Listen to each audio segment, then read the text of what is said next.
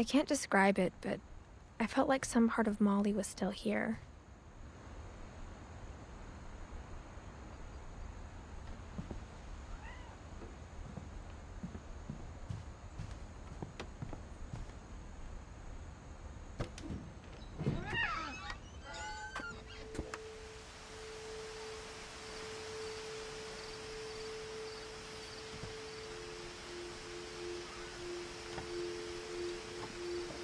This will be obvious later, but my mom never told me any of these stories.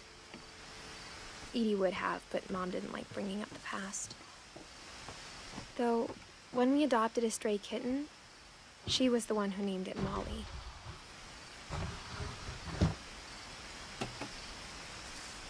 I spent a lot of time in Great-Grandma Edie's room.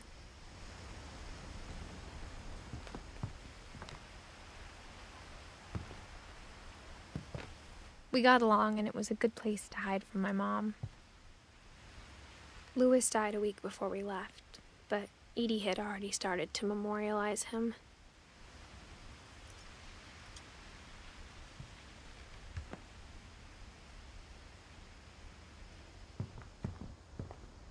Her room was like a museum. For 500 years, the Finches have been famous throughout Norway for their fortune and misfortune. Odin Finch buries the latest victims of the family curse, his wife Ingeborg and their newborn son, Johan.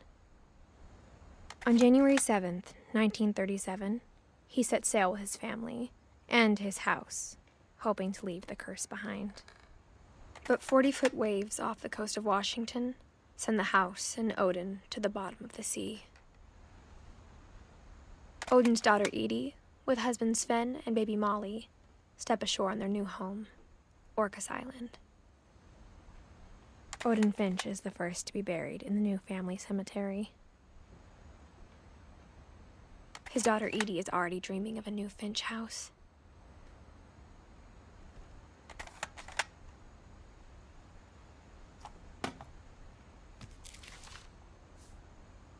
Whatever's wrong with this family, it goes back a long ways.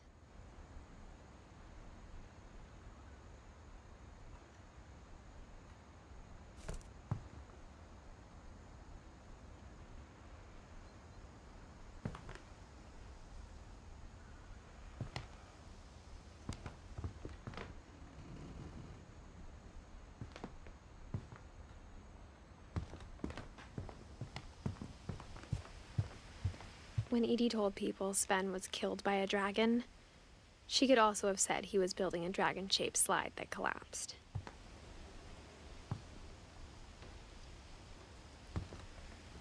One summer, they evacuated the island, but Edie refused to go.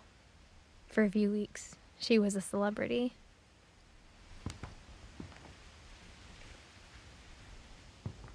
Even in her 90s. Sometimes Edie seemed a lot younger than my mother.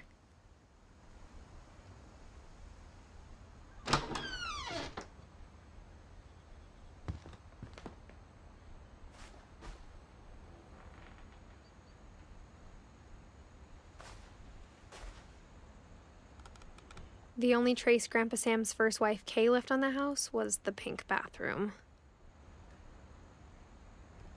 It was a pretty big trace.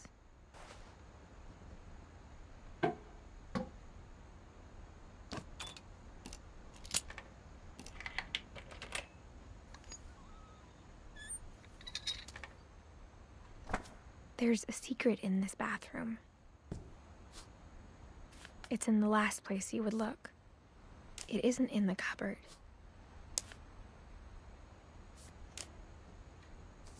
It's hidden in this book.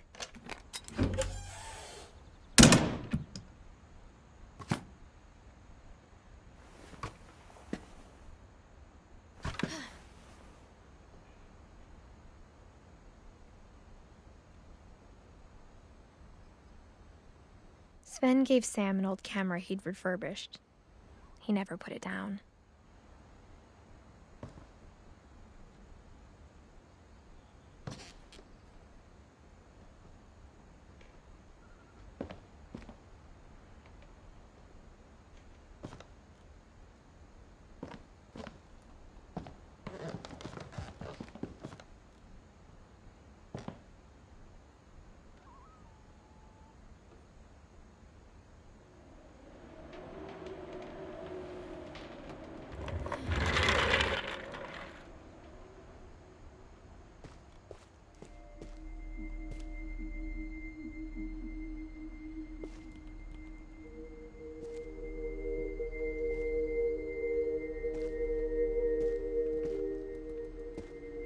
I knew Grandpa Sam had a twin, and that he never talked about him.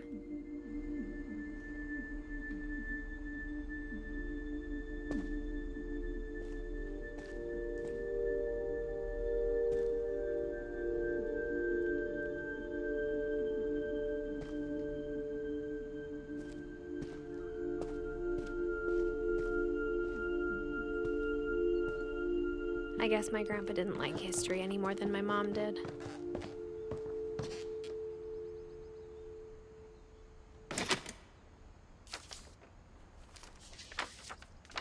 How I Want to Remember My Brother by Sam Finch. The thing I remember is that when he made up his mind, that was it.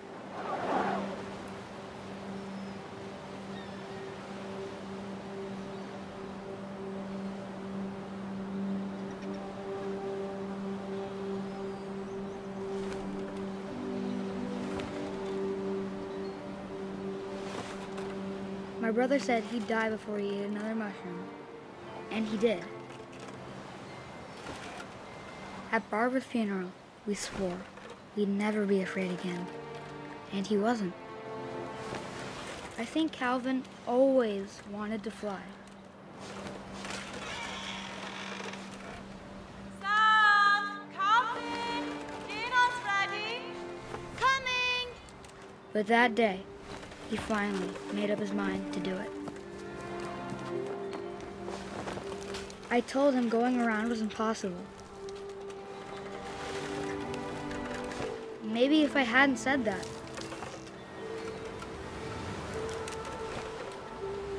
Calvin, I'm not gonna tell you again. Maybe if the wind hadn't picked up, then maybe he'd still be here. But I doubt it. I think he'd already made up his mind. That's what I want to remember about my brother.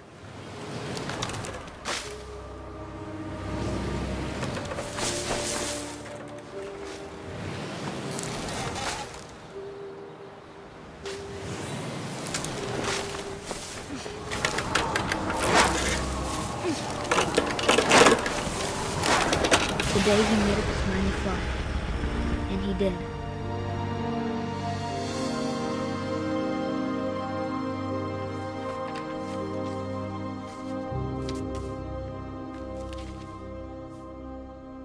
Calvin's story felt strangely familiar. When I was younger, I remember trying to do the exact same thing.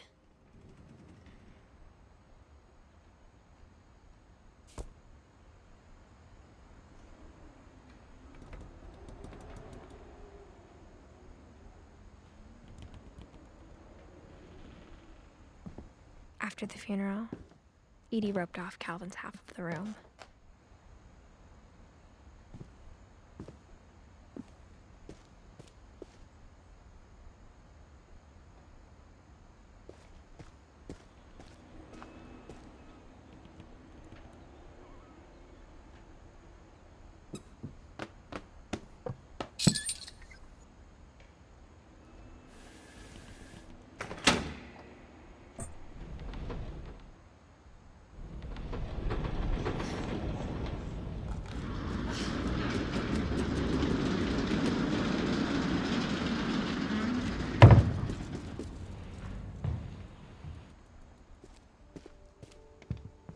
The passages were a pretty tight fit. They'd obviously been built for smaller hands and bellies.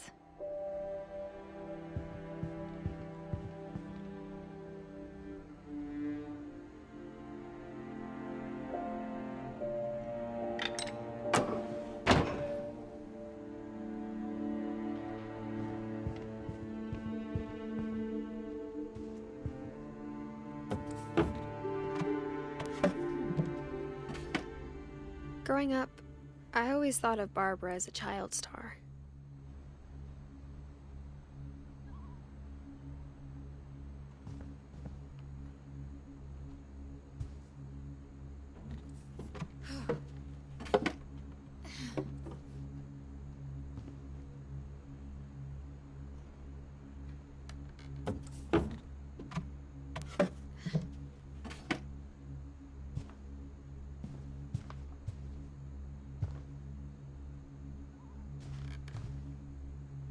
I never thought about how hard it must have been for her afterwards.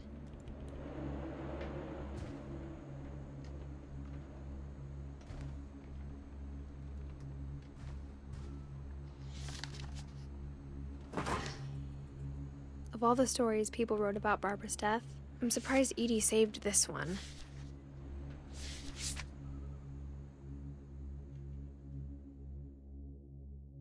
Old Jack here with another ghastly tale inspired by America's most unfortunate family. I'm calling it The Surprise Ending of Barbara Finch. As a child star, Barbara was famous for her scream. Now at 16, she was all washed up. A has-been. But in a lucky break, she'd been asked to perform her signature scream at a local convention for monster movie fans. It was just the boost her career needed. Unfortunately, her scream hadn't aged well. Getting better. I think you just need the right motivation. Her biggest fan and current boyfriend, Rick, was about to demonstrate when... Now that was a great scream. It was Barbara's father, Sven. He'd slipped into a table saw and had to be rushed to the emergency room. So Barbara got stuck babysitting her youngest brother, Walter. Her convention comeback was cancelled. Okay, I'm hearing frustration, but I'm not hearing terror. What if I tried... A gang of hoodlums in Halloween masks have been terrorizing Orcas Island tonight. Police are urging residents to... That came from the basement. You're right! Also, I loved your delivery on that. Why is your basement door locked? Because my dad likes making puzzles and secret passages. There's a key hidden in the music box.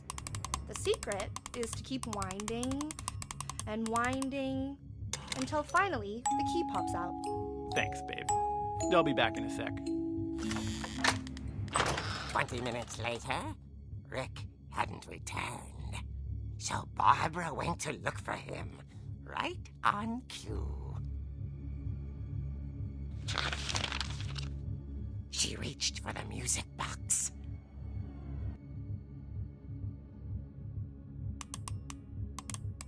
And as she wound the key, she listened for Rick, but the house was silent.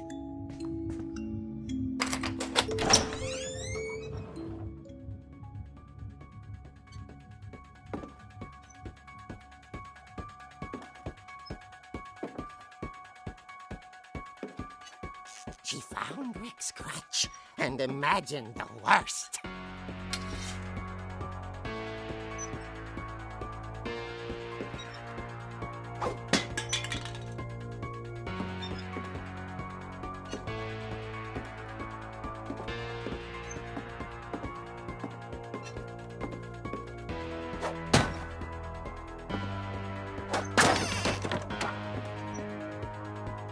The gang's leader is the infamous Hookman killer, Dr. Carl Hamill, who impaled and then ate his family 10 years ago tonight.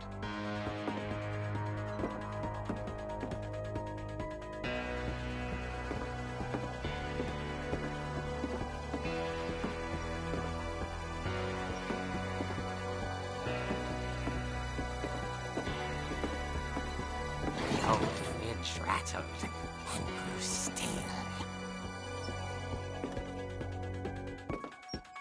Oh dear! Oh! Rick? Barb, relax. I was just trying to scare you to help you find your scream. Well, I'm not scared, Rick. I'm furious. Then act furious. All I'm getting from you now is that you're hurt and confused and you're... She threw him out, but she kept a little something to remember him by. Barb, have you seen my other crutch? And she was still holding it when she fell asleep watching the late picture show. Hours later... Barbara! Walter? What's going on up there? Ah! Okay, I'm coming up, but if this is a trick, you're dead, Walter.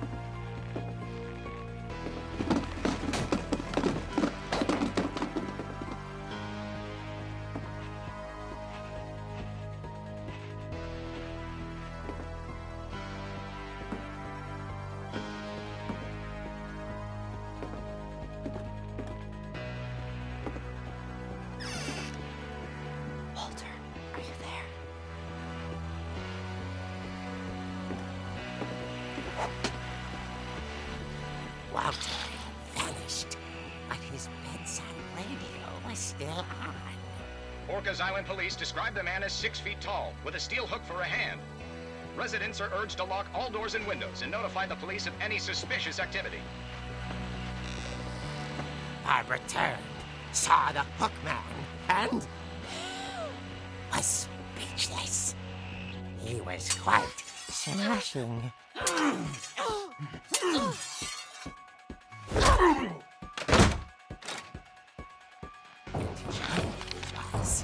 He couldn't get enough of Barbara. Okay, Barbara, there's gotta be another way out of here.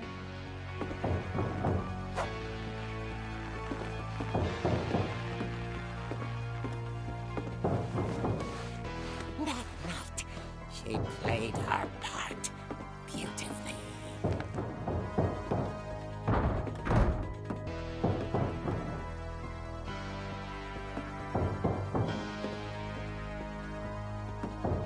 Molly's door hadn't been opened in years. The hinges groaned.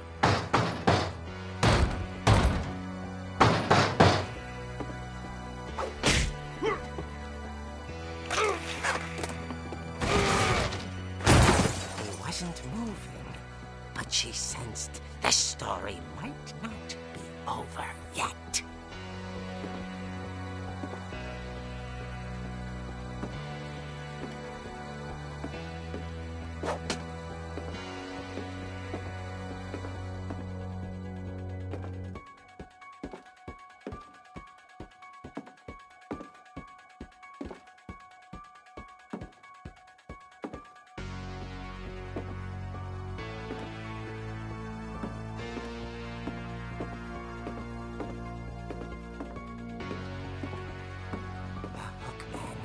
Vanished. She listened for his breathing, but all she heard was...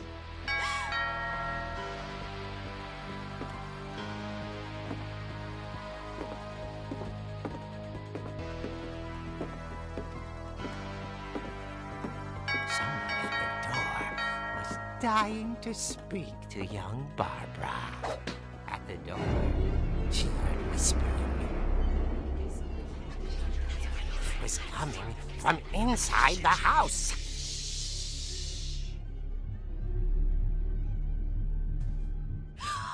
Oh dear.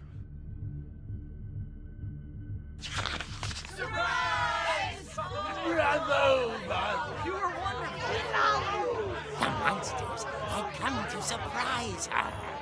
For Barbara, it was a dream come true. Then she saw what kind of monsters they were, and she realized what was about to happen. She was going to be famous. And with her final breath, Barbara Finch gave the performance of her life.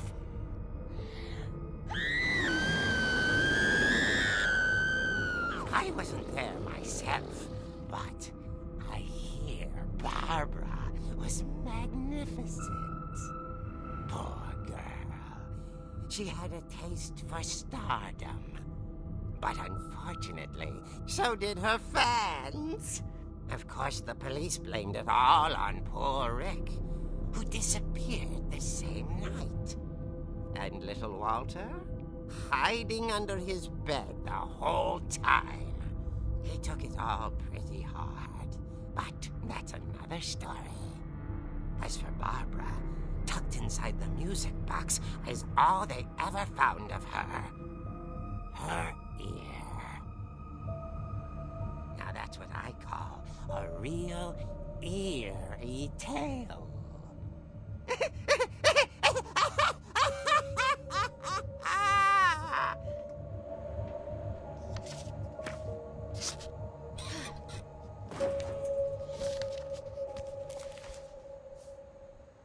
Edie told me all Barbara wanted was to be remembered, as absurd as that comic was.